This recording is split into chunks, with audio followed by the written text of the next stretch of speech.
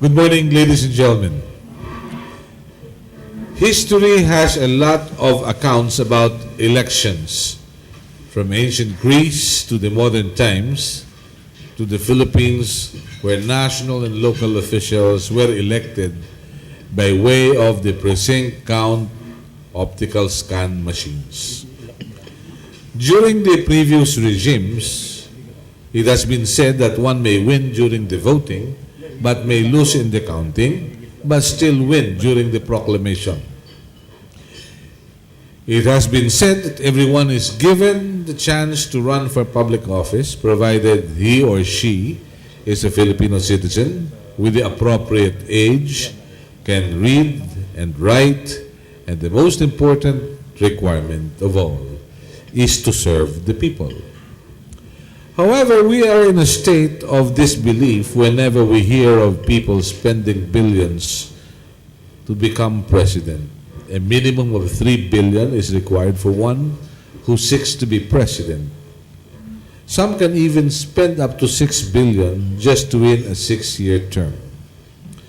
We've heard of people who spent over 100 million pesos to win a congressional seat in a province, a gubernatorial seat in a province where illegal gambling nets 3 to 5 million a month. For a 3-year term of office, one may receive a gross of 144 million pesos.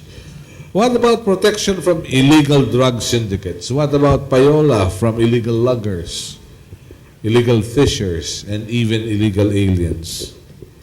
For a congressman, some 70 million is allocated for PDAF, while a senator receives a whopping 200 million a year. A congressional candidate without any track record may need more money to win a seat. A senatorial candidate with name and face recalls will win hands down.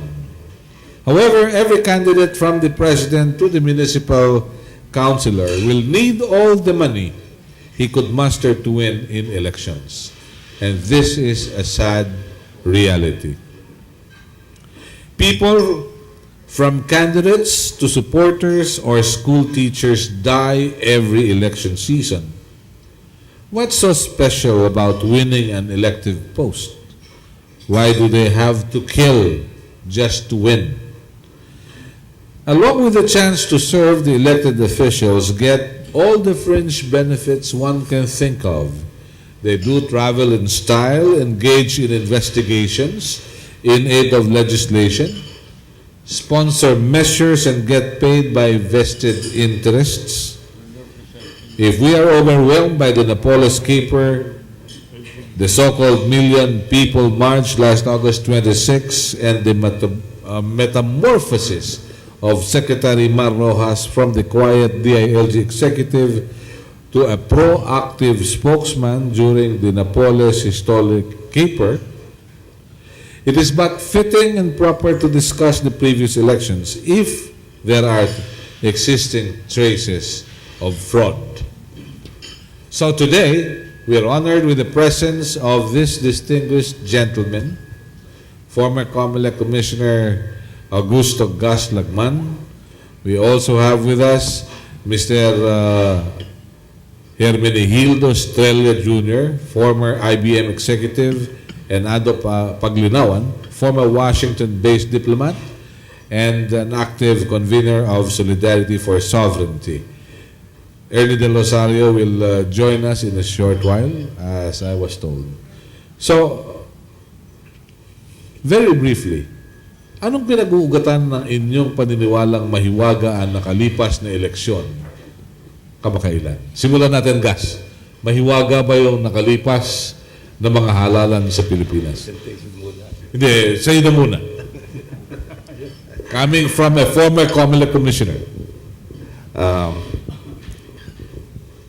Talaga pong mahiwaga at kailan lamang sinasabi ko na yung 2013, yung May 2013 elections, the Philippines' worst elections ever. And I think I know whereof I speak kasi po, nung araw pa involved na ako sa NAMFREL parallel count. mula noong 1984. So marami po ako nakitang eleksyon. Pero wala po ako nakitang ganito kasama. At kaya ko po sinasabi yan ay dahilan sa unang-una, hindi nakita ng mga botante kung papaano binilang ang kanilang mga boto. At hindi lang yung hindi nila nakita, hindi nila naintindihan kung papaano binilang yung kanilang mga boto. Marami pong mga bansa na bumalik sa manual, nag-automate sila, bumalik sa manual, pare-pareho po ng reason kung bakit sila bumalik sa manual. Dahilan sa hindi daw po naintindihan at hindi nakikita ng mga botante kung paano binilang ang kanilang boto. Ilan po sa mga bansa na yan ay ang Germany, ang Netherlands, ang Ireland. At isang balita ko pa po, doon po sa 30 na bansa na nag-automate ng kanilang eleksyon, 18 na yung bumabalik sa manual. At ilang states, ilang estado sa Amerika ang bumalik na rin sa manual. Iisa po ang dahilan, hindi nakikita at hindi naiintindihan kung paano binilang ang mga boto ng mga botante. Isa po yan kung bakit sinasabi kong ito yung worst elections ever. Pangalawa po, kapag automated po ang eleksyon, gaya nga po na sabi ko, hindi nakikita kung paano binibilang ang mga boto. Kaya po naglagay sa batas ng mga safeguards. Marami po safeguards na inilagay dyan. Isa po dyan ay kailangang ma-review yung programs, yung computer programs na siyang nagbibilang ng mga boto. Yun po yung ang ginagamit na term at nababasa po natin sa mga dyaryo, yung source code review. Hindi po na-review yung source code, both in 2010 and 2013. Kailangan din po, dahilan sa yung mga election returns ay pinipirmahan ng mga Board of Election Inspectors. Bago po yan ipadala for canvassing, pinipirmahan po yan ng BEI. Ang kapalit po niyan sa automated system ay yung tinatawag na digital signature. Noong po 2010 at 2013, walang digital signature. Nangangahulugan, paano natin sasabihin na authentic yung mga election returns na ipinadala for canvassing. No? So, ang dami pong tinanggal na safeguards. Halos lahat. Kung i-describe ko nga po, parang babae na, hinubaran. So, defenseless talaga. Defenseless yung ating eleksyon noong Mayo.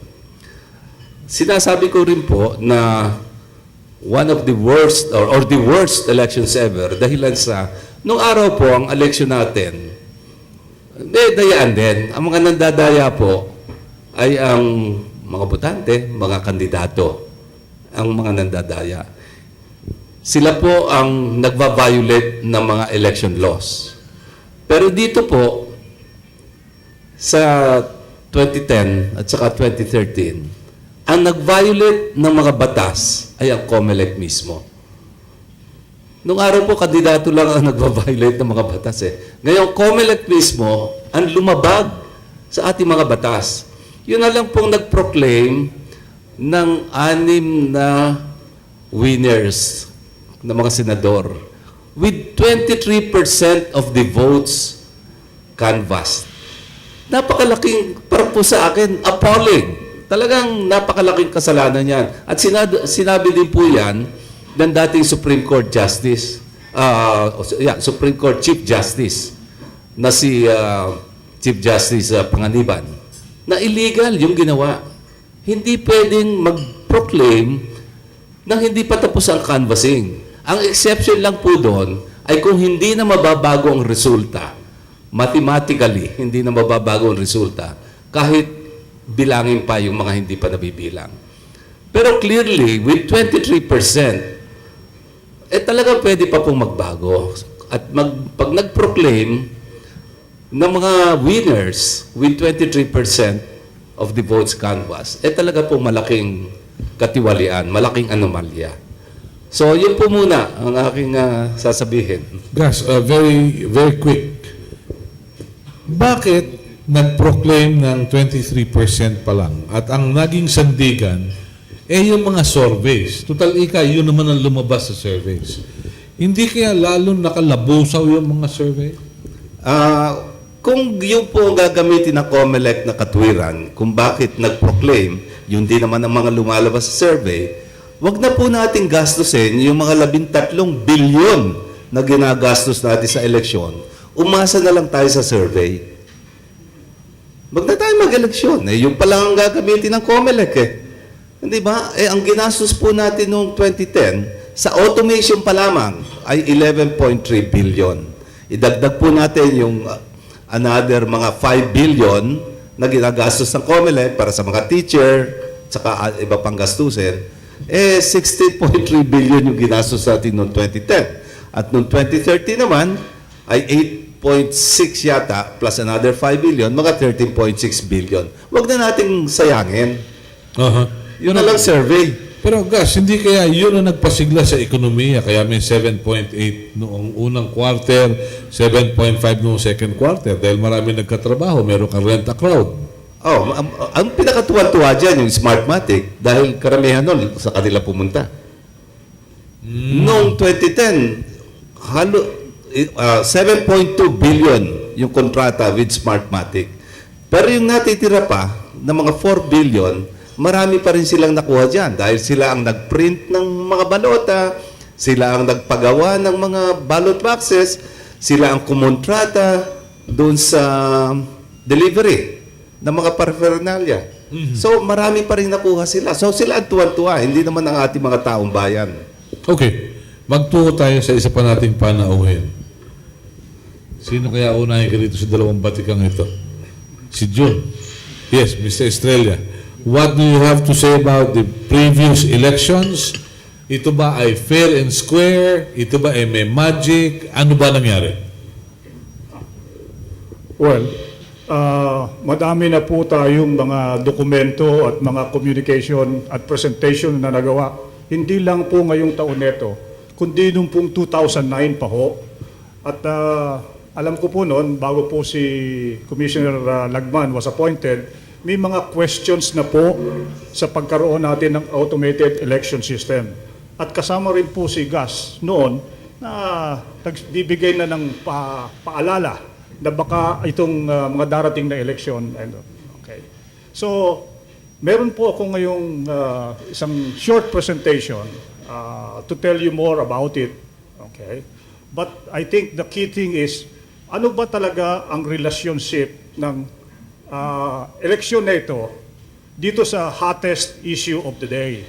So, may I direct you to the charts that I have, so at least hindi na tayo mahirapan sa pag-explain ito. Pwede Okay. ba? So, ibig sabihin yung eleksyon may koneksyon kay Napoles et al. Yun po, yun po ang idea. Sige. Okay, let's have it. Okay. Okay.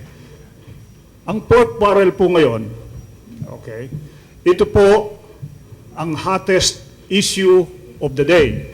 It's not only the day, but it's the previous month, and it will probably be one of the hottest issues that will come in the next months or so. Okay. So ang tanong na nasa isip natin, at sinabi ko nga sa ating moderator dito, okay. Okay. Ano ang kinalaman nito sa PCOS machines? Okay. Ito po yung isang malaking tanong na marami po ang nagsasabi kasi kagaya po nitong tapatan natin, mukhang hindi nararapat sa diskusyon natin ngayon itong sa eleksyon ito, kung hindi dapat kung meron man itong relationship dito sa pork barrel. Okay. So kilala naman po ninyo kung sino po ang poster girl natin ngayon. Okay? At kilala din ninyo kung sino rin ang ating poster boy doon sa automated election system. So ang idea dito ano bang klaseng relationship ang mangyayari dito? Ito ba'y kagaya ng ordinaryo nating teleserye? O pwede ba ito rin na my husband's lover? Okay. Okay. Kidding aside, I think that's one of the best things that we can do today, to smile, because the reality is, it is so difficult to understand what is really happening with us today. At pagkakasabi nga ni Gus, the 2010 and the 2013 elections is one of the worst elections we can ever have. And I agree to that 1,000%. Now, sino ang magbibigay sa atin ng isang ideya kung ano ang relationship ng dalawa? Okay. 2 days ago, si Chit Pedrosa ay sumulat sa Philippine Star. Okay?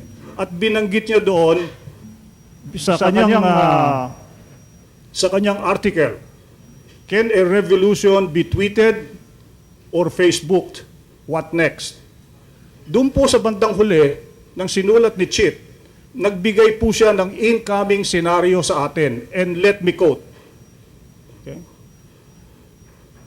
Whatever future actions are contemplated as a follow-up to the Million March on August 26, a picture is emerging on the logic of events.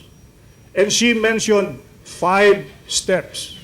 5 steps that I think once these steps get into our mind, we should really be truly worried.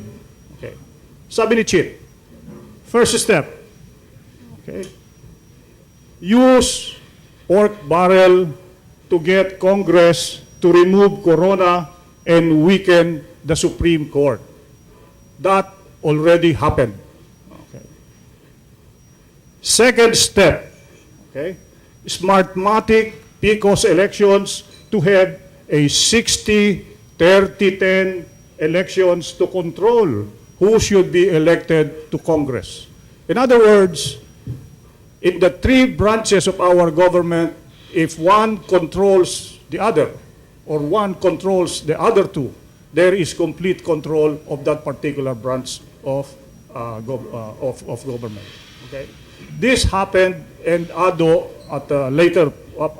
Paglinawan at a later stage will focus on the 60-30-10. Just to introduce the 60-30-10, I'm sure most of you know about that. 60% of the total votes went to the Liberal Party. 30% went to UNA and the opposition, and 10% to the rest of the party. At the end of the day, it ended up with 9 candidates for the Liberal Party and 3 candidates for the UNA Party. One of my friends have committed. Actually, June, it is not 9-3. But if you consider the Noy-B connection, it is really 12-0. Ado will focus on that particular consequence. Okay. The third step, okay, the pork barrel expose of potential rivals to incite public anger against members of Congress. I'm sure you particularly have seen that first there were 5 senators who were charged, and among them was Senator Bongbong Marcos. Unfortunately, the report was only from 2007 to 2009, and Bongbong Marcos was only a senator in 2010. So there seems to be a deliberate move to incorporate in the following scenario a preparation already for the coming 2016 elections. The fourth step, okay, offer solution to appease public hunger. So on Friday before the march, there was an announcement that PDAF will be abolished, except that there will be a new mechanism that will continue it. And the idea was to look only at the PDAF and not, which is about 2% of the total pork, as mentioned by Madam Leonor Briones, and focus on that 2% rather than the 98% which is controlled at the executive level. Okay. And the last step, as Chief Pedrosa has mentioned it, okay, the solution offered is for executive to control all the pork barrel instead. Okay. So this is the article of Chief Pedrosa. in this scenario, are these things happening today? First step, second step happened already. Third step is on its way. How about the fourth and the fifth? We can probably expect that as part of our scenario building for the future. Okay? So, in essence, while we are focusing on the second step today, which will be given to you in more details, let me just make a summary of why this particular second step has really happened. Okay. So let me go back to a summary of the 2010 and the 13 automated election system. This is a general assessment of the 2010-2013. Why can I give you such assessment? Well, this is not only my opinion, but also the opinion of other people who have worked on this. Okay. Gus and I have worked together in IBM before. He was a little bit ahead of me. Okay. So you can see his hair. His hair is... Yung palang cards nun. Okay. And more or less at our level, we have been in this business for quite some time, since the 60s. So we have a little experience in order to say this. Okay. Let me just work out the assessment in two levels. First, what is this election system on paper and in theory? Okay. In other words, gumawa tayo ng specifications, nilagay natin sa papel, ginawa natin, isinabatas natin. We'll make an assessment of it. Okay.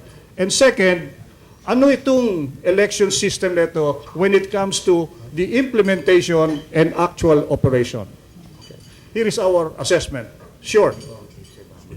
First, as far as it is written on paper, made as a law, and in theory, the automated election system is acceptable. It is workable, okay, when it comes to the technical specifications. However, the main point is it is very, very expensive. 7 billion alone for the hardware and the software. Okay. Why do I say it's very expensive? Well, Gus and I have installed many systems in the Philippines, government systems, banking systems. I'm sure we all referred, for example, to an ATM system, okay, ng mga bangko. Yan ang po tinatawag natin sa current accounts at saka savings account. Alam po ninyo kung magkano ang software lang po, okay, yung pong paggawa ng current account at sa savings account sa bangko. At most today, you can get it for 19 million. 19 million. Sabihin na natin yung budget na ginamit, okay, ng COMELEC na 7 billion. Hatiin na natin sa dalawa. Yung kalahati sa makina, yung kalahati sa system. So 3.5 billion. How will that compare with the system of a bank which you know is working 365 days year, 24 hours a day, and 7 days a week. 19 million. And here we are, we have an automated system that will work only for 1 day. Okay? 1 day. In fact, pinakita nga ni Gus nung nandun siya sa COMELEC, yung isang programa na nagpapadala, okay, ng election returns natin sa munisipyo, sa siyudad, okay, sa kongreso. Alam niyo kung magkano ang ginastos ni Gus? 600,000? 600,000. 600,000 pesos. Canvassing system. It's one of the 3 programs of the automated election system. It is a Smartmatic 58 million. Okay. Ang equivalent nun, and this is Gus saying this, ang equivalent nun doon sa sistema na binayaran natin sa Smartmatic is 58 million. Okay. Can you ever justify that kind of amount? So this only proves that some are really smarter than others? Well, they're not only smarter, they know magic. Okay. They can do magic. They can do magic. Oh, a song from America. All right. So, sa dami po ng ganitong mga experiences, kasi kagaya po din, we were involved in so many election systems before. In fact, in one of those cases, Gus was on the other side, I am on the other side. Okay? But we never spent 58 million for a software. Okay? It can be done by an ordinary programmer and things that you have, which he had proven, and of course, was rejected. Okay. Oh, that's on paper. Do you have any idea why it was rejected after all? It's too cheap, you know? Well, it's not too cheap, but I think Mukhang mas malalim ang dahilan. mas malalim ang dahilan at saka kung aaminin mo, mapapahiya ka. Okay. Let's leave it at that. Okay, sige. So tingnan naman natin ang isang general assessment natin as far as the actual implementation and operation of the system. Okay. First, okay, as mentioned by Gus and as everybody knew already, the critical safeguards, okay, of the whole system, they were deliberately dismantled, and that is documented. The word is deliberately dismantled. Okay. Second, okay, there was no audit as mandated that was made. Okay. Karaniwan po ng mga sistema, bago po ito, kahit sa gobyerno at sa private sector, bago po ito implement, meron po tinatawag tayong testing at meron po tayong tinatawag na audit bago po tanggapin yung napakamahal na sistema na ganito. Pero ito nga po nangyari, alam po niyo nang nangyari, for example, sa 2010, the Black Monday, hindi po na-test bago mag-eleksyon. Pero requirement po ng batas, testingin niyo yan sa isang syudad, sa isang probinsya, sa isang region, bago mo ilagay nationwide. Okay? And you cannot just test this in 1 month or so. It will probably get you to test the systems for about a quarter or 6 months before you accept such an amount. Okay. There is one point here, as far as the audit is concerned, that has not been yet discussed among media people, and I will focus on it. This is with regards to the Joint Congressional Oversight Committee. I will focus on that later on. Okay. What's the other assessment on this? Okay. The legal protests were not acted upon at this point. Alam ko po, ang kauna-unahong nagbigay ng protesta nito dito sa election system nito ay si Mentong, si Ado Paglinawan, sila Bong Adasa, noong pong June of 2010, immediately after the election. Sunod-sunod na po doon ang mga legal protests. Nandoon po yung Philippine Computer Society, nandoon din po yung SENPEG. Marami po yan, pero hanggang ngayon, wala pa tayong nakikitang resolusyon sa mga kaso na ito. So in effect, that is a short and sweet assessment of the election system. Okay. Let me go further and just summarize to you what are these safeguards para at least mas maliwanag tayo para ma-relate natin doon sa nangyayari ngayon. Okay. What are some of the critical violations, okay, of the law when it comes to the automated election system? Ang unang-una po, okay, nabanggit na po ito ni Gus, the deliberate dismantling of the electronic digital signatures of the Board of Election Inspectors and the Board of Canvassers up to, in 2010, up to the Senate President and the Speaker of the House. Lahat po sila merong electronic signature, digital signature. Ano po yung digital signature na yon?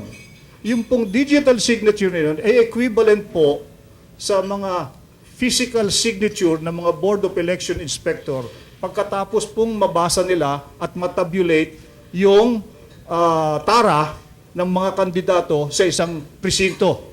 At yun yung pagka-pirma nila, nilalagyan nila ng thumb mark at pinapadala sa munisipyo, sa probinsya. Ano pong ginawa ng Melo Comelec at ng Brillantes Comelec? Nag-pass po sila ng isang en banc resolution requiring the Board of Election Inspectors and the Board of Canvassers na pag nag-request ang makina, pipirmahan mo na ba ng digital signature mo itong election return? Ang sabi niya, press no. Di okay lang yun. Pero alam naman niyo yung makina, magtatanong ulit yan kasi buburahin mo You know? Negative yung sagot mo. So ang tinanong are you sure you do not want to put in your digital signature? Ano pong sabi nung en-banc resolution? Press yes. Okay. So maliwanag that there was not only intention, it was put in writing that no digital signatures were placed on the official documents of the elections.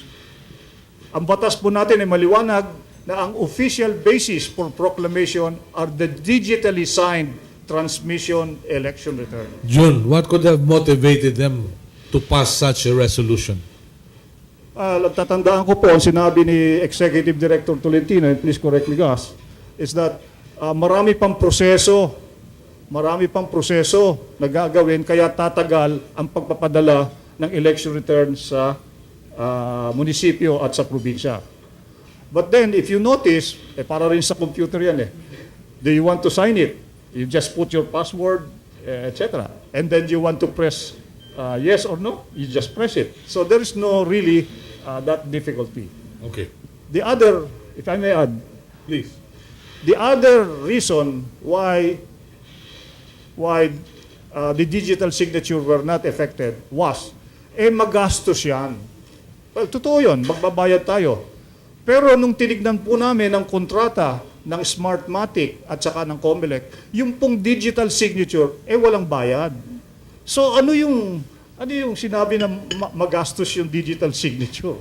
So in effect, sa kontrata pa lang, hindi na talaga gagamitin yung digital signature. Okay. Second, the dismantling of the use of scanners in being able to determine fake ballots. Alam po niyo ang balota, iyan po iniimprenta, isang balota para lang sa specific na PCOS machine sa isang presinto. In other words, kung ikay galing sa isang presinto, dala mo yung balota mo, bumoto ko sa kabilang presinto, dapat hindi tanggapin yung balota mo dito sa dati mong presinto. So ang makina po na PCOS, meron po yung sariling tinatawag na ultraviolet scanner na pag ipinasok po ninyo yung balota sa makina, sinasabi niya kung yung balotang yon para dun sa PCOS machine na yon, para dun sa presinto na yon. Nawala po yon. Okay? Hindi po ginamit yon. Anong ginamit nila? Dahil daw hindi gumagana yung ultraviolet scanner, ang ginawa nila, nag-emergency purchase sila ng handheld scanner. Kagaya po nung nakikita nyo sa supermarket, yung pag dumating po kayo sa supermarket, sa teller, pagka nakakita kayo ng lata ng Del Monte, for example, binabasa yung barcode, that's a scanner. Okay? Yun din po, nakita po yung ginamit yan sa presinto, Yan ang nakita ko nun. pero hindi ginamit. Pinakita naman ng maandar. Maandar. May Pero battery ginamit. daw. May battery. Okay. Kasi nga po, yung iba gumamit, pero yung karamihan po, dahil observer po kami sa Pampanga noong 2010 election, accredited by Comelec, bihirang-bihira po nakakita natin. So in effect, ginamit, hindi ginamit, pero the requirement is, it's a must to determine fake ballots. Okay. Kasi nakita niyo sa labas ng presinto, pwede po yung ginagamit pong mga sample ballots, Xerox lang baka mamaya, yun na lang ang naipapasok after the election. Okay. Yung pong voter mechanism, alam na alam po natin ito. Ito po ang classic na example po dito is sa ATM. Pag po kayo ay nagwi-withdraw, meron kayong transaction sa ATM, kinuha na niyo yung pera, okay, o nag-balance inquiry kayo, meron kayong resibo. Sa batas, nakalagay na dapat meron kang resibo. In fact, bago basahin bago ilagay yung nakalagay sa balota mo doon sa memory ng PCOS, dapat ilalabas niya doon sa kanan po merong screen. Dapat makikita po niyo kung sino po yung binoto ninyo. Para ngayon, kung okay, yun. Pero wala po yun. So, wala nang listahan do sa screen, okay? Ang sinulat lang congratulations, you have voted. Nakita ko yan noong 2010. Nakita ko yan. Happy na ako. Oh, congratulations daw. So, akala ninyo binasa, pero hindi kayo sigurado. Ngayon, sabi ng batas, para sigurado ka, meron kang resibo. Okay? Ang kaso, wala ring resibo eh. So, yan ang Pilipino, mapagtiwala. Okay? Dahil makina, pinagtiwalaan. Pero, alam natin na yung pagtitiwalang yon ay magagamit din sa kalokohan. Environment friendly lang sila. Hindi na gumamit ng Walang papel. Walang papel. Okay? Next. Nakita na po niyo ito mga duplicated counts. Pinakita na po ito sa Biliran, kay Congressman Chong. Okay? Pinakita na rin po ito sa Manila, yung pong boto ni Atienza at saka ni Lim. Ang lumalabas nga po yung mga boto bago pa mag-eleksyon, may boto na. Pagkatapos din ng eleksyon, nasarado na yung prinsito, may boto pang dumarating. So I think these are fully documented already in this case. Okay? And ito yung binanggit ni Gas, which is the critical aspect. There is no independent review of the source code. Kabisado na naman po dito na yung source code, ito po yung talagang instruksyon na sinusundan ng makina para gawin niya yung trabaho niya. Pero wala pong nakakita nito I guess, Gas, nakita mo ba ito? Hindi rin. Walang nakakita sa dito. In fact, maraming restriction, kaya hindi natuloy. So, well, these are fully documented, as I said, and discussed in many fora. Okay? I think there is one particular aspect of the whole election system that I think this is the only time that we are dealing with it, although this was brought up by other watchdogs. But let me share this with you in relation to what is happening today with the pork barrel issue. Okay. This is the role of the Joint Congressional Oversight Committee. Let me give you just a background of the committee. Okay. The committee is mandated. In fact, kahit wala itong intervention sa Supreme Court. Okay. Is mandated to make an assessment of the election systems 6 months after an election. Okay. So from May, it is June, July, August, September, October, November. 6 months. Dapat meron yan. Okay. So we're expecting such a. After the 2010 election, they should have made their own assessment so that sa susunod na eleksyon, mayroong desisyon itong JCOC, okay, para yung ginamit nung 2010 para sa 2013, dapat mabang gamitin sa 2013 o dapat palitan o dapat i-modify lang. In other words, there must be a decision from the committee on that basis.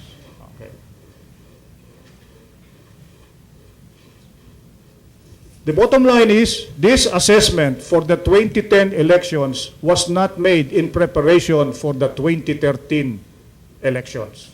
Okay. Okay. Let's review. Sino ang chair ng JCOC? The JCOC consists of the majority representatives from the majority party in the Senate and minority parties also in the House of Representatives.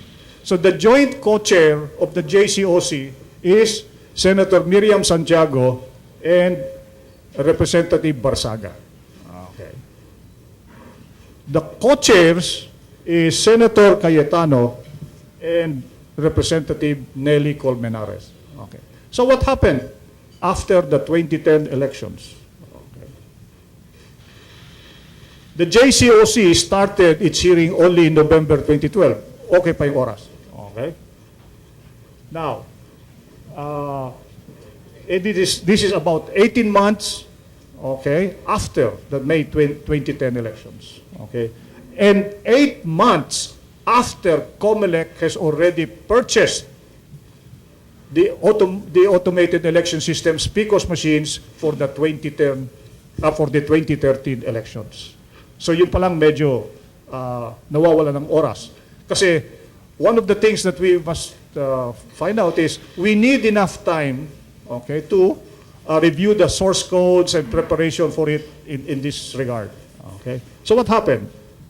Just some of the key aspects. Okay.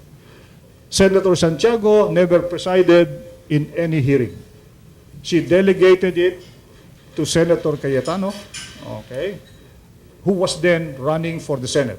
And at the same time, si Senator Cayetano, because at this point we have never had any report from the JCOC, okay, did not have any actionable item until, okay, it is too late for yung mga issues ng 2010 election ma-resolve in preparation for the 2013 elections. Okay. In fact, there is an article, if you search the net, there is an article mentioned by Commissioner Brillantes and said, kaya nga namin hindi na mabago kasi too late na, hindi namin alam kung anong babaguhin, we're waiting for that JCOC election. Now, the question is, why was the attitude and performance of such a committees like this? That's the big question mark. Could there be a tie-up? Could there be a tie-up with the current issues that we are running today in preparation and in accordance to, for example, the theory and the scenario that Chief Pedrosa has mentioned? Okay. I think some of this, okay, and for my part, this is not the last slide. The details of this and the connections between the pork barrel issue today and what happened in the 2010 and 2013 elections will be provided for by Ado Pangilinan in more details. Magandang umaga po sa inyo lahat. Kapihan na naman. At narito tayo upang talakayin ang kabuuan ng mga, sabi nga ng isang istasyon, ay nagbabagang mga political issues sa ating lipunan sa pagkasalukuyan. At ang aking title dito, From the Frying Pan unto the Fires of Hell. The Frying Pan. Nasabi na po ang mga base nito, mga premises. Ito po ang mga implications and consequences. B.S. Aquino was elected president in 2010 despite an unconstitutional and illegal process. Unconstitutional because the election was conducted by a foreign corporation. Former Commissioner Gus Lagman can correct me in that. Chairman Melos Comelec had very little participation in that elections. B.S. Aquino was proclaimed with 5 million votes over Estrada, with 8 million votes still unaccounted for. B.S. Aquino, therefore, is the first digital president installed by Smartmatic and doubtedly by the people of the Philippines. The Frying Pan. During his first 3 years, B.S. Aquino feigns legitimacy dahil na-elect siya kaduda-duda by grabbing power. Unang-una dito, from the judiciary by impeaching C.J. Corona, from the legislature as shown typified by the railroading of the RH law. Pangatlo, grabbing power from the people by hijacking the 2013 elections. The Frying Pan. What's the common denominator of the Corona impeachment, the railroading of the RH law, and the hijacking of the 2013 elections? Massive abuse of pork barrel. Ayan o, tingnan niyo yung baboy, tuwan-tuwa. The Frying Pan. In the 2013 elections, this translated well to the general public. Inuulit lang po namin, in widespread vote buying, all of a sudden, everybody had money, especially congressmen and senators and local officials. running for re-election. This was translated well in how candidates bargained with COMELEC operators. Sabi nga ni Ginoong Lagman, hindi na mga kandidato ang mga nandaraya, kasama na ang COMELEC sa pandaraya. And in the post-election exposés of election dog watchers, natatandaan po ba ninyo yung dunk shot ni Grace po? Alas 8 po ng election day, May 13, kasasara lamang ng mga presinto. Pumasok na ang report, unang report sa PPCRB's transparency server, that Grace po got 12 billion votes garnered from only 1,410 precincts out of 76,000 clustered precincts. The King Magic. Mas malakas pa ito kaysa sa 2010 Hocus Pocus. Maghimala. Dahil 23% output, ganoong 2% pa lang na input ang pumapasok. Natatandaan po ba ninyo ang Brillantes Picos simulcast? Sa batas po, mula sa Picos machine, na nandito sa kaliwa, kailangan dumaan muna papuntang kanan. Tumulay, mag-send muna sa municipality at ang municipality to province and national. Bago magpadala sa ibang terminal or server, kailangan nakarating muna sa municipality. Insurance yun para wala nang bawian, wala nang adjustment, wala nang doktoran. Pero dito po sa 2013, the creative mind of Chairman Brillantes and his COMELEC, sinabay po ang transmission sa transparency server. Pababa, at yan under the custody of PPCRB, para may echo para sa Liberal Party sa una, sa KBP, at doon, habang daron, yung server, hindi ko po malaman kung bakit yung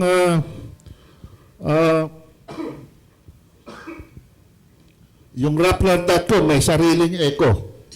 At siya pa ang magbabounce doon sa mga iba sa NAMPREL. Ano po implikasyon nito? Anong nahuli namin dito? Ulitin ko, dapat sabay ang padala sa municipal server from the precincts at sabay sa transparency server na nasa PPCRB. Ano po ang lumabas sa report ng COMELEC? This is the report of the canvasses from the 1st to the 16th canvasses. Lumabas po mga bilang, naka-cluster na into provinces, municipalities, and overseas voting areas.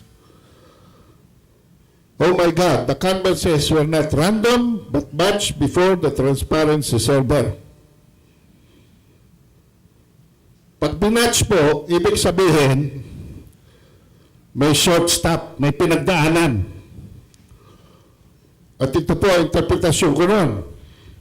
From the Picos, 76,000 clustered precincts, but 18,000 did not make any transmission. So balance of 56.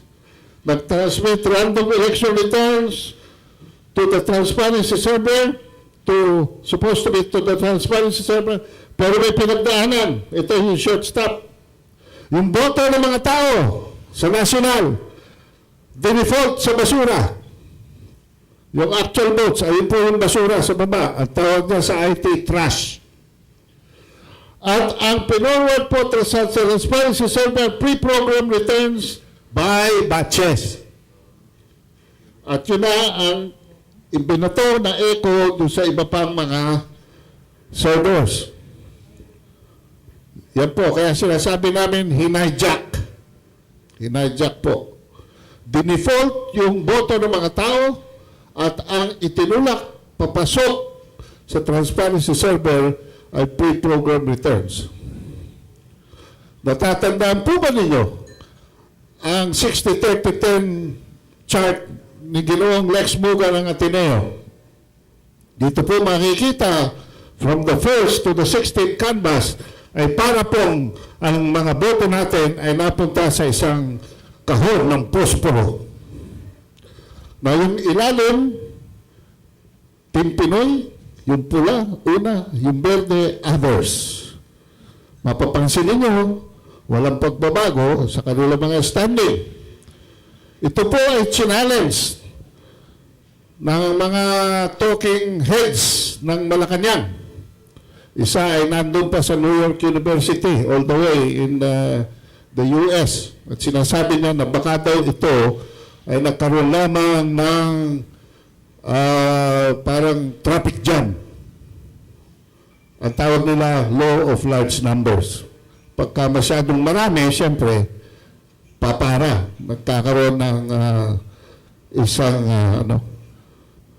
kumbaga, imbudo, sarangan muna natin, papasok ngayon yung mga boto, supposed to be coming from 76,000 precincts, because direct, randomly transmitted, pairs in, pairs out. Ang sinasabi nila, pag pumasok daw yan ng sabay-sabay in large numbers, magkakaroon ng bara at traffic jam doon sa bandang palabas. At ito pong 60-30-10, therefore, is very possible. Ito po yung fixed law of diffusion. Okay? Mapapansin niyo pag yan, yung linya nandyan, maitim yung gitna. Yun, pag may linya, maitim yung gitna. Pero pag tinanggal yung short stop, nag-i-even up, nag-normalize. So sabi nila, tingnan nyo sa ibaba hanggang presinto, hanggang munisipyo, baka mag-even up pagdating ninyo doon. Pero sa national, baka nagkabarahan lang. Well, nag-organize po kami ng isang volunteer group ng mga IT experts na hanggang ngayon ay ano pa rin. At ang sabi namin, titingnan namin, baka nga nagkabarahan lang.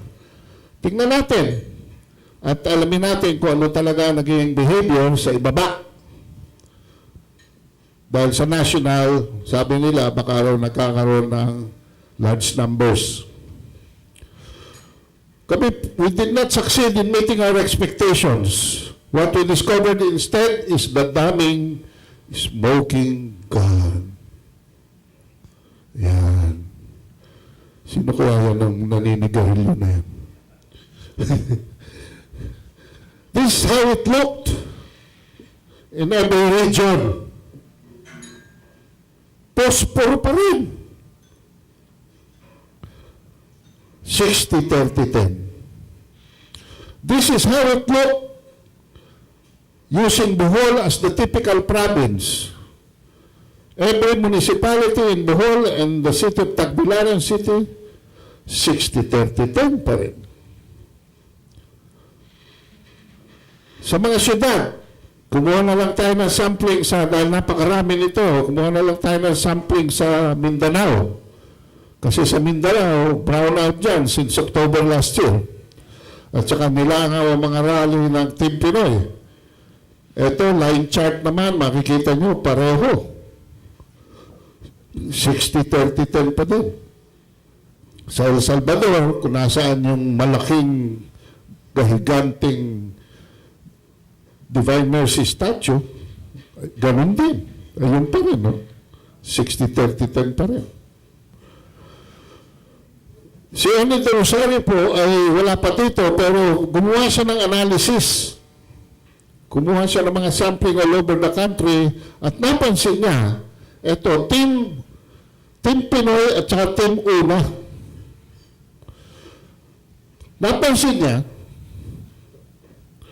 na hindi nagbabago ang behavior ng Team Pinoy votes sa Una votes. Pag umakyat ang boto ng Team Pinoy, aakyat din ang Una. At pag bumaba, bababa din. umakyat na naman, akyat din siya. Ang spasyo in between them, kalkulado. Parang dumaan sa maalikaya. Masahado. No? Pakiliwanag, ano yung malikaya? Ayun, massage clinic po yun. Oo. Hindi namin alam kasi.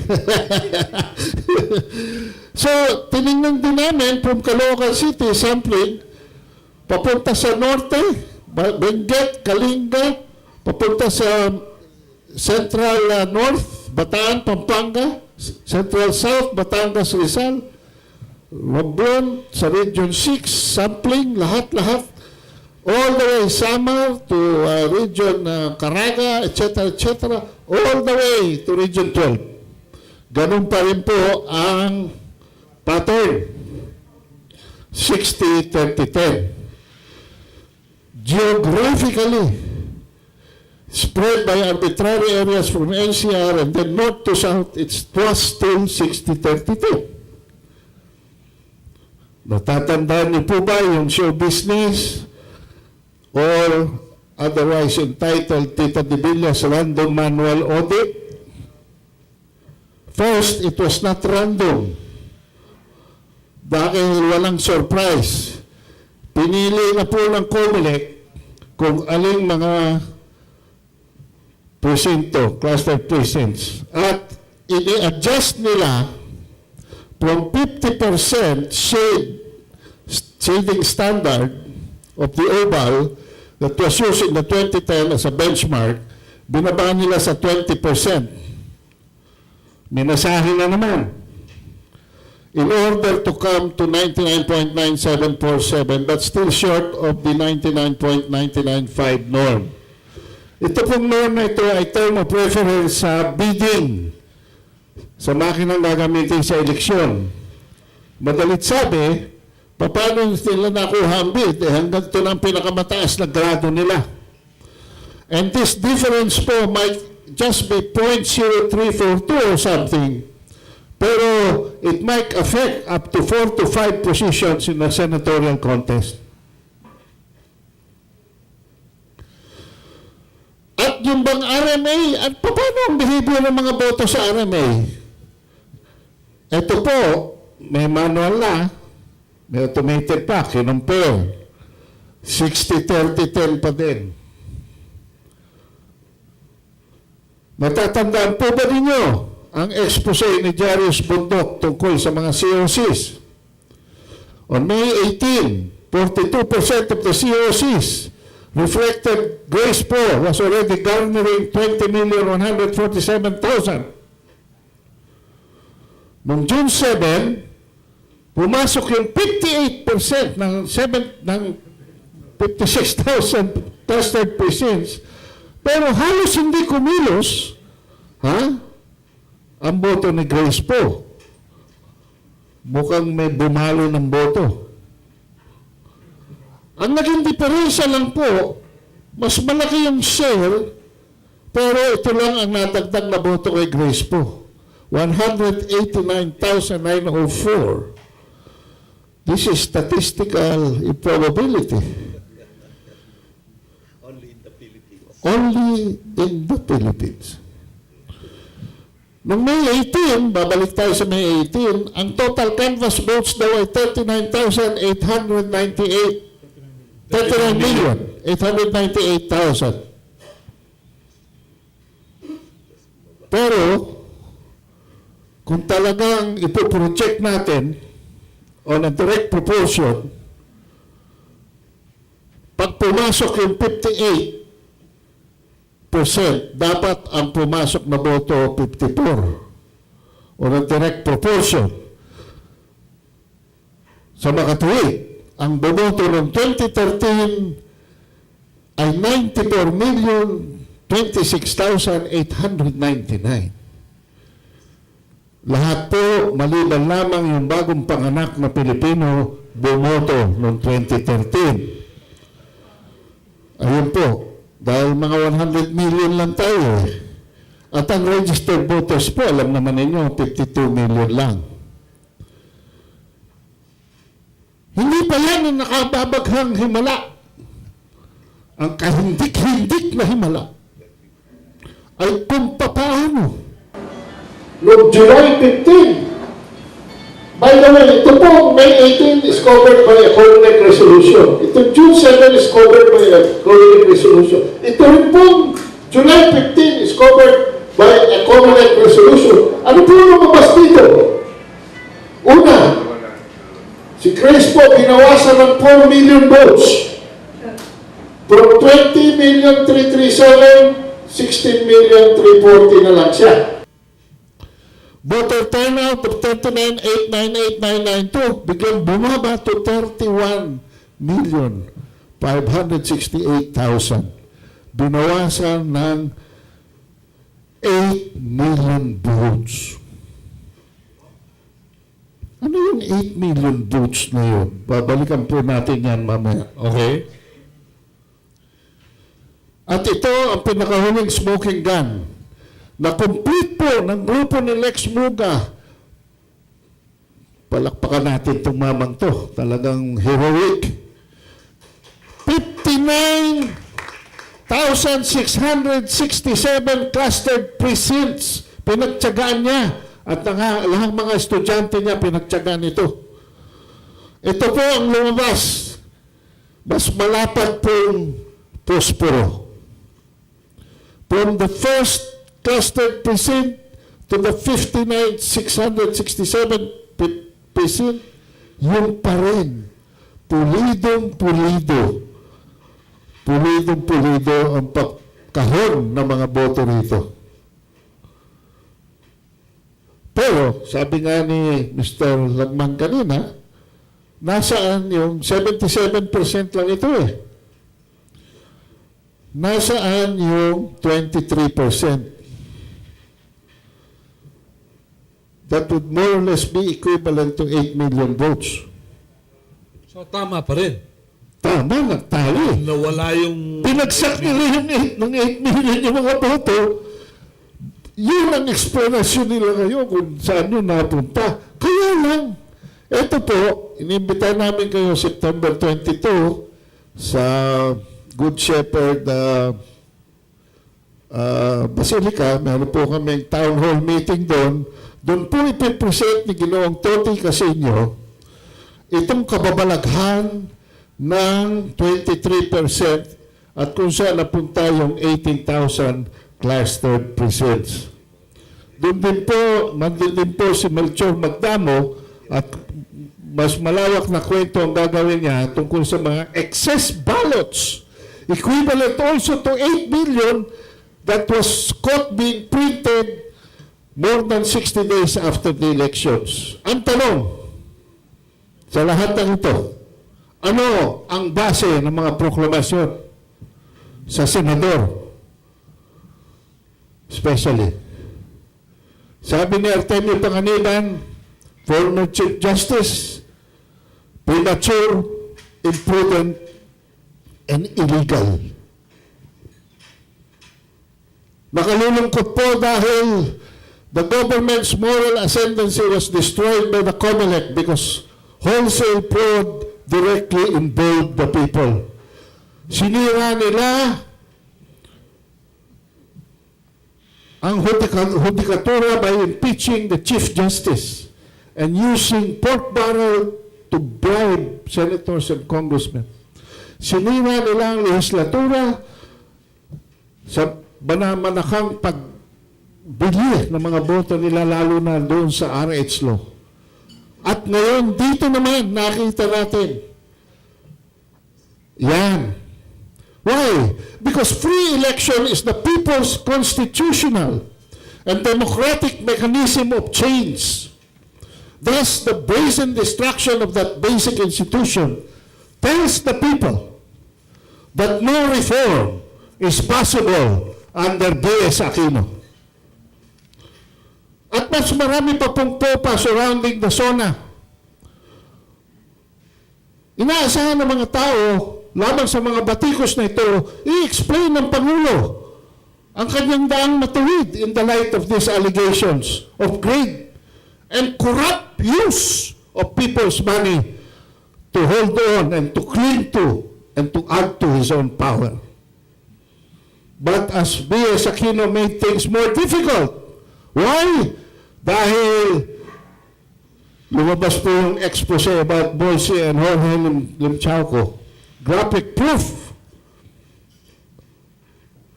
that the Aquino family is allegedly involved in corruption. Lumabas po sa sarili niyang bibig yung musical chairs trip to Jerusalem sa customs, sa Bureau of Customs. Graphic proof that directly under him, corruption in the executive branch. IMF reports, ito malungkot dito. Kaya yung patience ng Pilipino ay medyo manipis na. 19.6 billion lost to smuggling every year under B.S. Aquino from 2010 to 2012. Kumpara ang panahon ni ERAP at ni GMA, below $4 billion. Ito, halos mag-times 5. Pangatlo, the Napoles scandal confirms corruption in Congress. Actually, hindi po nagmarcha mga tao sa Luneta dahil lamang kay Napoles. Yun po ay build-up ng mga social events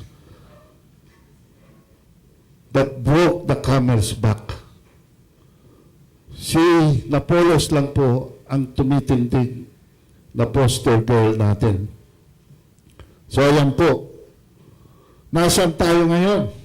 Kagagaling lang natin sa Luneta.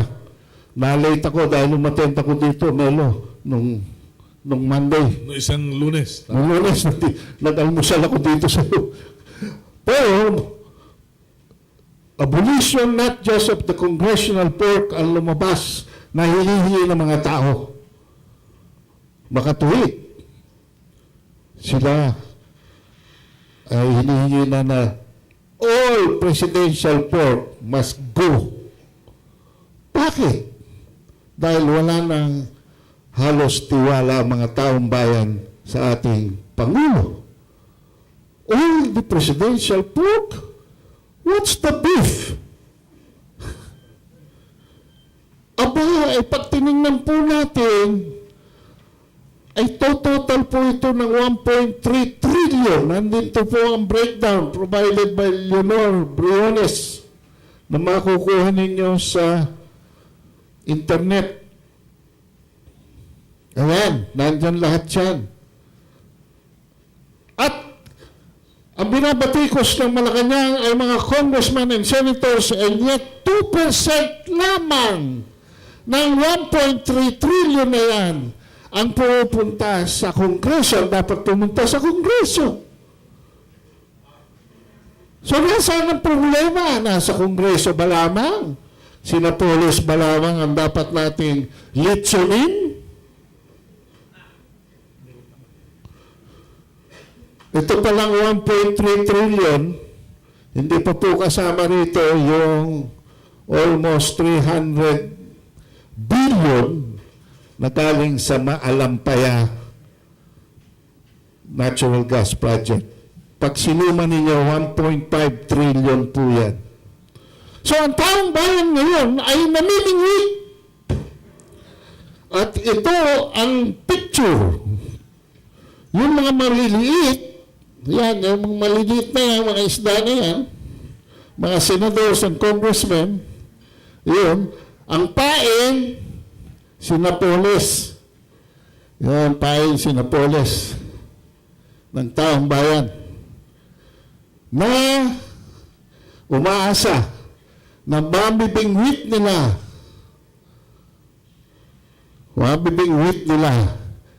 ang pinakamalaking isda because the people is now collecting on his empty promise of daang matuwid. Ayan. What did we learn from all this? Tatapusin ko na po. applying lipstick to the pork won't help a bit. Because the people are now after the impostor behind the pig. Marami pong salamat at magandang araw sa inyo. Mga kaibigan, narinig nyo ang pahayag ng ating mga panauhin. Isang tanong para kay Gus Lagman. Meron ba donasyon si Napoles sa Comelec nung panahon mo? Nakita ba yung mukha ni Napoles sa Comelec? Request lang yun eh. Yung tanong. Hindi ko alam dahil hindi ko na pa siya nakikita doon. Hindi mo nakita na? Hindi ko alam kung You have any idea kung naka-intervene, nakapasok man lang, or anything? Si Napoles, hindi ko alam. Pero alam ko lang, nung nadoon ako, nagkaroon ng 10 million intelligence fund, di ba? 10 million intelligence fund. Oo. Yeah. Hindi, iba pa yung 30. Iba yung... No, wala na ako noon. Yung 10 million, divide among all the commissioners, doble yung sa chairman. So, tigwa 1.25 million kami at sa chairman 2.5 million. At ang kailangan lamang para i-liquidate yung intelligence fund na yun ay pipirma ng isang dokumento saying that we spent the money for various activities. Na nung pinaliliquidate na sa akin, sinasabi sa akin, pirmahan ko lang yung dokumento na yon at okay na. I refused to sign the document and I returned the money. That was before I found out that I was not going to be reappointed. So mali yung sinasabi ni Brillantes na kasi paalis na siya kaya sinoli niya yung pera. Hindi po totoo yun. Sinoli ko yung pera March 19. Nalaman ko hindi ako marireappoint April 13. So, pilit niyang dinidiscredit yung act na yon. Pero sa totoo lang po, hindi ko matatanggap yung pera na hindi naman talaga para sa amin. No? Pera ng bayan yan eh. You think it was a brilliant idea after all that you returned the money? Lalo na ngayon, di ba? So I can say with a straight face and with my head high na wala akong kinuha sa Comelec. At isang taon lang ako nakatikip naman ng government job eh. Na wala akong ginawa para kahit isang sentimo. Lahat po ng ginagastos ko doon, pinacheck ko muna sa COA kung okay o hindi. Ingat And na the ingat po COA ako. at the time at the Comelec was an honest COA employee, right? Hindi ko po alam, hindi ko yata na-meet. Pinacheck ko lang po doon sa sekretarya ko. Okay. Thank you. We'd like to open the floor to questions from our friends from the media. Cardinal rule is, please state your name and the entity you represent. Let's start with the microphone here. Intriguing yung Go ahead. presentations. However, may isang question lang ako whether these data and other presentations that were given here now were previously presented to other Catholic organizations or even within the church organizations.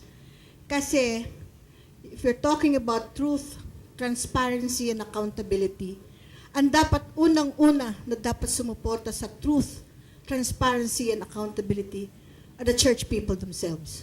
So I was wondering whether any of you gentlemen have presented your very brilliant presentations to any of the Catholic bishops. Meron na po mga informal sessions, pero our first town hall meeting will be on September 22 sa Novaliches Basilica ng Good Shepherd. Dahil sila mismo ay naghahangad to be educated dahil actually po itong presentation ng technicalities dito napakahaba at saka masyadong complicated. Kaya we're trying our best to reduce it to layman's presentation. And right now we're ready for the church or any group whatsoever. Nagkaroon na po ng presentation ng Tanggulang Demokrasya to 1 or 2 Rotary Clubs. Marami na pong humihingi nito. Nakaikot na kami sa mga 4 na kapihan. etc.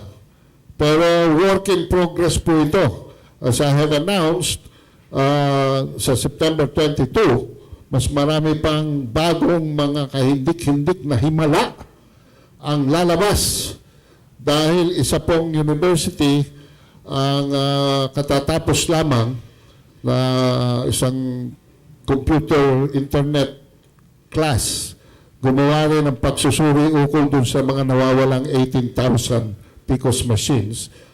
At saka may report din yata si Melchor Magdamo update doon sa pinatay na dalawang, by the way, pinatay dalawang former reporter ng Rimate. Ang kanila pong mga pangalan ay Bonifacio Loreto at Richard Co. Nagtayo sila ng isang dyaryo action ngayon. Yung NUJP representative last Monday, pinagbigay alam ko rin sa kanila ito. Itong dalawang ito ay part ng isang whistleblowers bureau na nag-expose ng mga litrato ukol dun sa mga printing of excess ballots. Hindi sa National Printing Office, kundi sa isang printing press somewhere in Quezon City that has been very controversial with the COMELEC. Maaring part of the incestuous sinabing relation to. But sa 22 po lalabas ang mga detalye nun. Binibigay po lamang namin kayo na heads up. Okay? Yes, please. Okay. Wala po rito ngayon si Mr. Ernie Del Rosario. Siya po ang dating director ng IT ng COMELEC. Nung nagkaroon ng problema siya, nung makita niya yung kontrata at yung mga nagiging plano sa COMELEC noon, noong 2009-2010, he resigned. Okay. Meron po kaming isa pang bagay na gusto naming ipaalam sa inyo. Natatandaan po ninyo na ang ACE-WATS made a petition sa United Nations. Okay. Ito naman po, if you are going to search the internet, meron din pong isang komisyon internationally that has been used by several governments to find out whether their elections were subjected to fraud or not. And this is based on the laws of mathematics. In fact, you can search on the Benford's law of numbers. And this will have to be brought up into a forum na talagang magkakaintindihan tayo kasi yung commission na yon na nasa Washington, D.C. has already proven that several elections in the world, in Paraguay, in Venezuela, and others, have been proven to be fraudulent because it violated this Benford's law. Sana nga po dumating siya para mapakita namin, kasi nga po ang talagang problema po namin is to be able to reduce to a layman's terms some of the technical aspects of the elections. Hindi po biro-biro kasi po ang elections, ang computerization per se. So, malamang dyan po sa September 22, mailagay din namin po yan and we can probably make that particular petition so that there will be now a credible third party, international party, to tell us exactly what really happened. So, ganun po, we are inviting you in our next presentation. Maybe si Ernie can come over and present to you that. Medyo malalim ng konti, pero I think madali naman po maintindihan.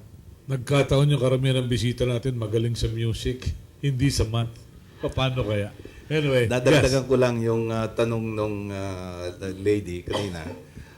Si Bishop Pabilio po ay kasama namin sa IceWatch, yung Automated Election System Watch. At alam po niya, mga pinag-uusapan namin, yung mga email exchanges, nababasa po niya yan.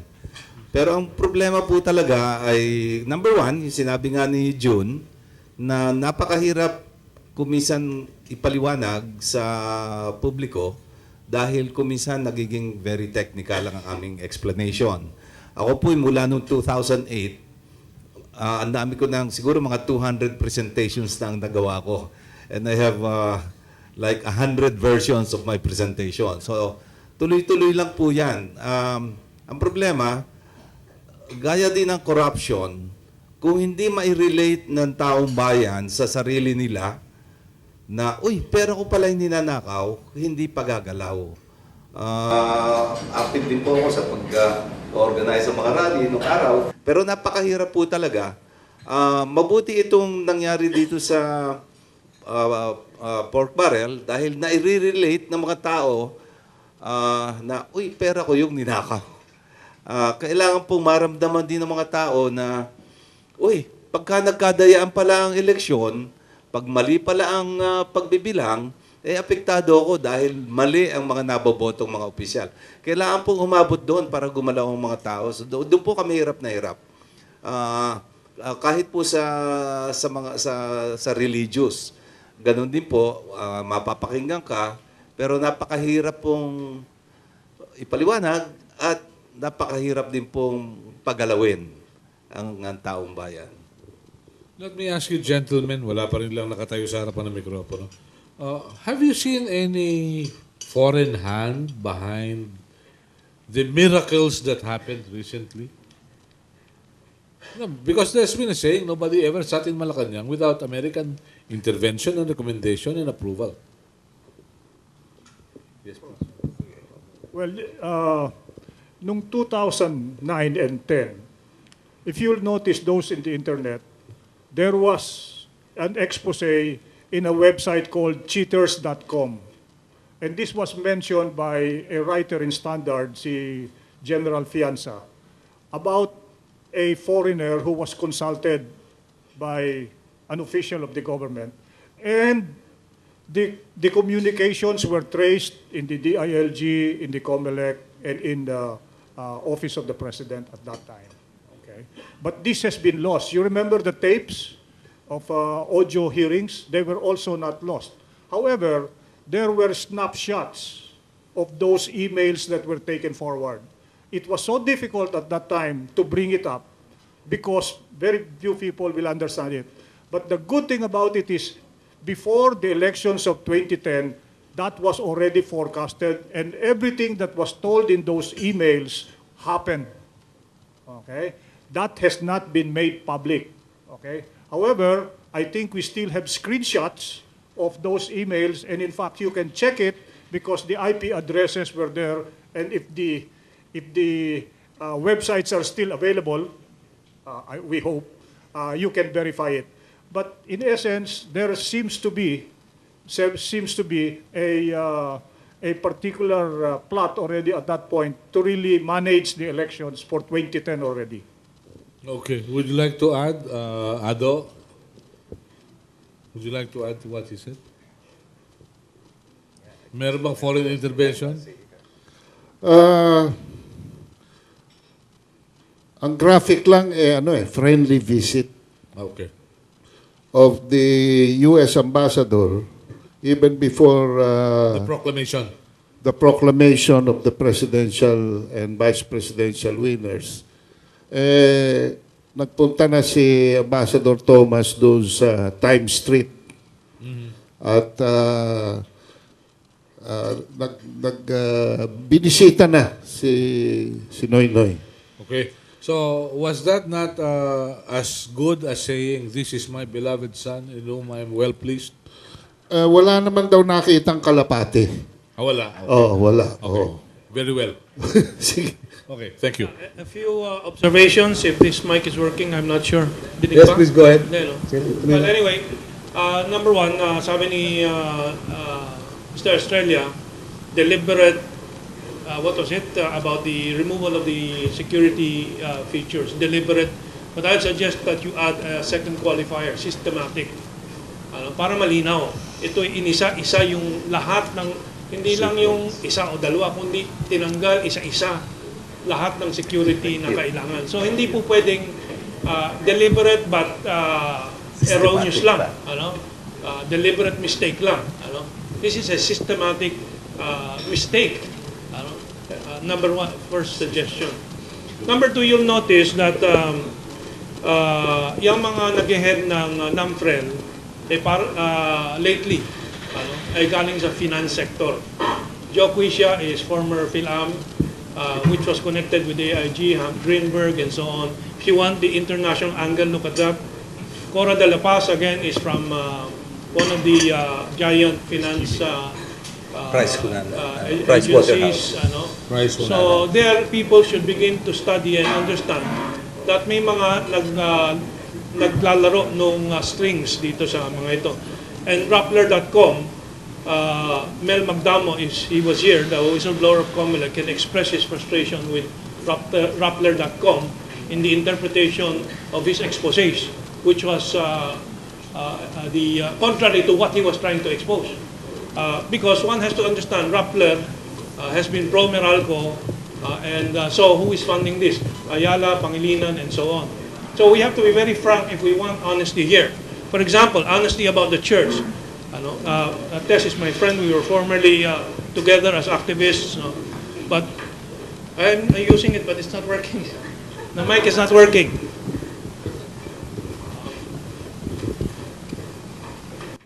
In 2004 and 2005, when there were efforts to expose the shenanigans in the elections of 2004, and some whistleblowers were trying to come out, it was Bishop, I don't know his status now, Soc Villegas, who prevented us from protecting these whistleblowers, si Sammy Ong.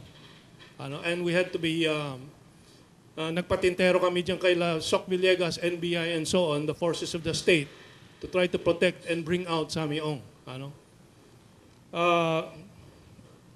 I'd like to get the emails that you mentioned about that foreign element, because it has been my thesis that our elections have to be manipulated now because there is a global plan for the Philippines' role in the next war.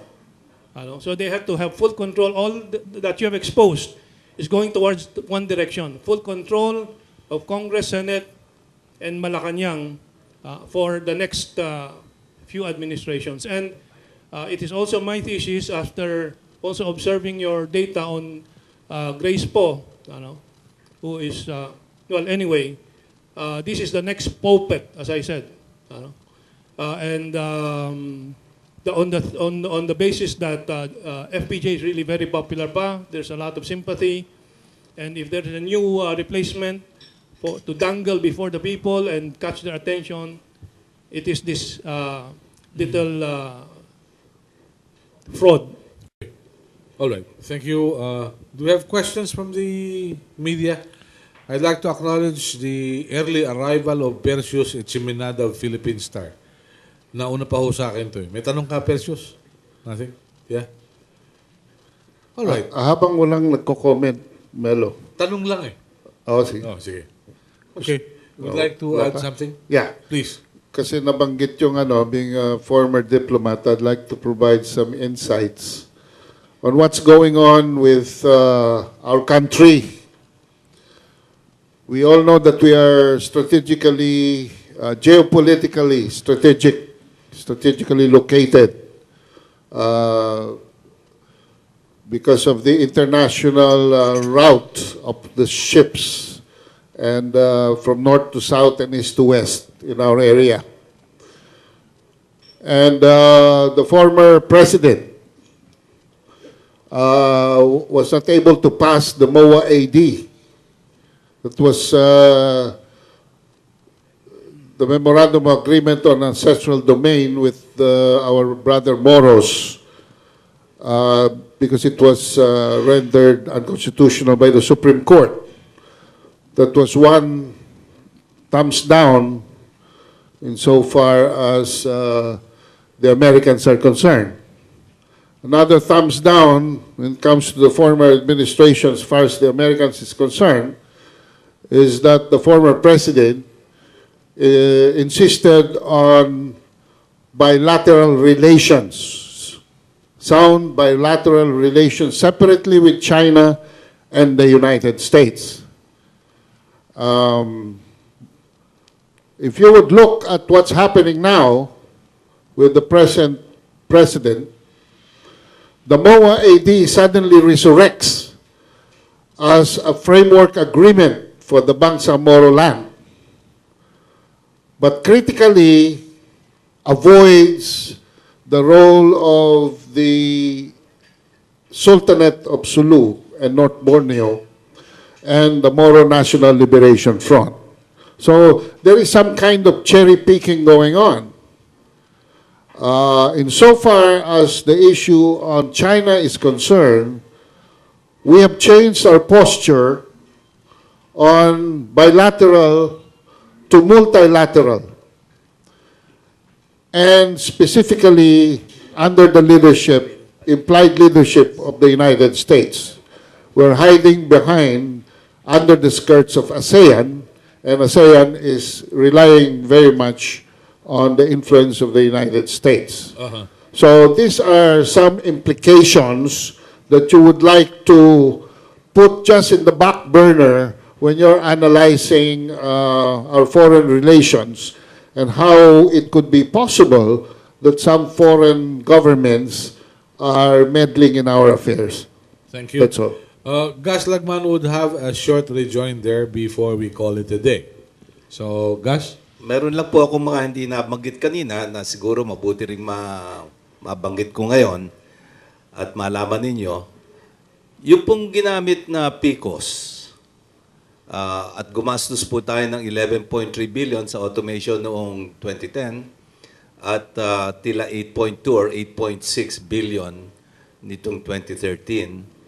At lahat po ng problema na naranasan natin, yung gulo, yung binabanggit namin, wala source code review, walang digital, lahat po ng mga problemang yan, alam po ba ninyo na ang nase-save lamang sa time ay 12 to 24 hours. Gumastos po tayo ng bilyon-bilyong piso para makasave ng 12 to 24 hours. I-compare po doon sa aming pinopromote nung araw pa na iwang manual ang voting sa presinto at manual ang counting, ang i-automate ay canvassing. At ang dahilan po nito ay ganito. Ang voting po natin nung araw ay 8 hours. Naging 12 hours ngayon. So okay lang yon, parehas lang. Yung pong pagbibilang ng PICOS, okay, sabihin na natin instantaneous. Ang pagbibilang po ng manual ay 5 to 12 hours lamang. Yung pong canvassing ang inaabot ng 25 to 40 days. At diyan po nangyayari yung dagdag bawas. Yung pong mga politicians na sinasabing, ay, pag ginawang manual yung counting, balik na naman dagdag bawas. Hindi po. Hindi nila naiintindihan. Ang dagdag bawas ay nangyayari sa canvassing, hindi sa precinct counting. Dahil sa canvassing, malalaki na ang numero. Libo-libo na. So it's worth it. Sa presinto, napakaliliit pa. Ngayon, 25 to 40 days po yan inaabot. Yun ang dapat i-automate. Hindi yung precinct counting. No? So, ang kailangan lamang po dyan, magbilang sa presinto, 5 to 12 hours, at sabihin na natin pag i-encode yan, ay another 12 hours. So, 12 to 24 hours ang sinasabi ko.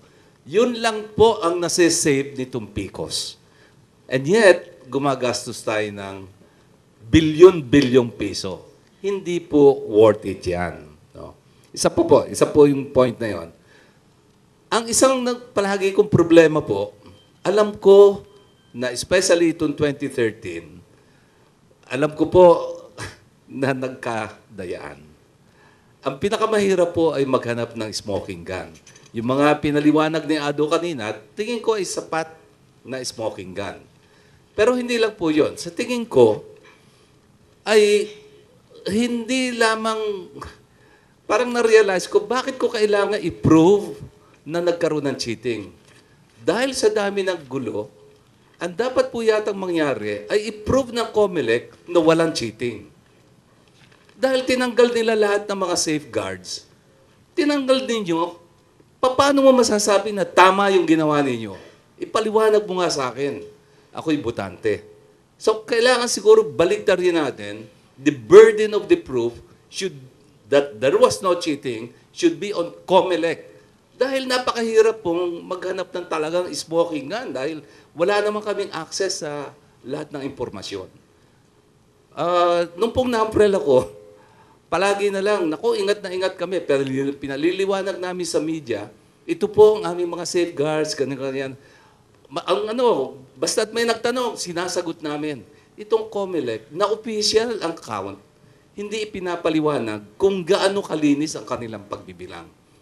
At pag nagkaroon na po ako ng oras, gusto ko isulat lahat ng mga nangyari. Dahil sa tingin ko, tama si Herman, sinasabi niya, hindi lang deliberate, but systematic. At tinitingnan ko yung mga events in the past, mukhang tumatama-tama lahat talaga. So magkaroon lang ako ng konting oras, gusto ko isulat lahat yung mga nangyari yun. No? Ngayon, isang last point lang po. In fairness naman, realistically, ang nagko-control ng eleksyon o ang merong influence sa eleksyon ay ang incumbent. So, hindi ko po masasabi na si Pinoy ay hindi talaga nanalo noong 2010. Napakalaki po ng lamang, landslide. So, talaga pong nanalo. Pero ito sa 2013, iba na po ang incumbent, sila na. So, maaaring ma-influensya na ang Malacanang, kung sino man doon, hindi ko alam. Dahil again, wala naman akong pruweba. Pero mukhang meron pong influensya ang Malacanang. Hindi ko lang alam kung sino doon. Dahil sila na ang incumbent eh. So, yun po ang realities. Salamat po. Summarize ko yung sinabi mo, Gas. Ipagpapatunay lamang yung sinabi mo na milyon ang ginagastos, samantalang bilyon ang natitipid 12 to 24 hours. Yes. Yan ay pagpapatunay sa sinasabi ng nanay kong namayapa, may she rest in peace, Iho, time is gold. Okay? So, yun na yun. Time is gold. Ang problema, may kumita. Nais ko pong pasalamatan ng mga naging panauhin. Nais ko pong pasalamatan sila for taking time out to be with us. Mga kapatid sa media na narito. And of course, we'd like to say thank you sa Aristocrat for the venue. At maraming salamat po sa bagong headquarters namin dito. Magandang umaga po. Maraming salamat.